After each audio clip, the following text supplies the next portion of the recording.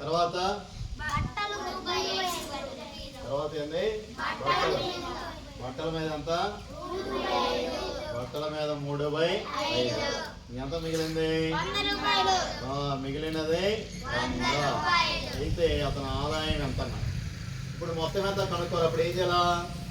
1 + 5 1/5 + 3/5 మొత్తం ఎంత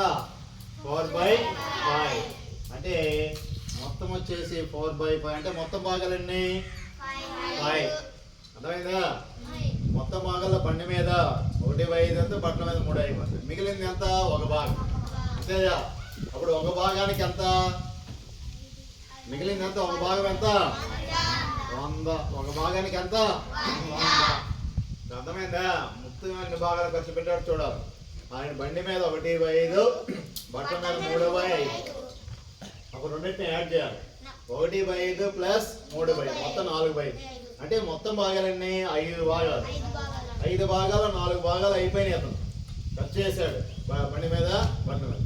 ఇంకా పోతే 5 భాగాలు 4 భాగాలు ఖర్చు చేస్తే మిగిలింది ఎంత ఒక భాగం మిగిలింది ఎంత ఒక భాగం 1/5 భాగం అంటే మిగిలింది ఎంత అంటే 100 అంటే 1/5 భాగానికి ఎంత ఒక భాగానికి 100 మొత్తం ఎన్ని భాగాలు అప్పుడు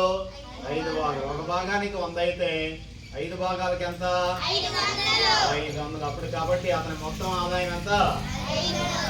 ఆదాయము 500 అతని ఆదాయం ఎంత అంటే 500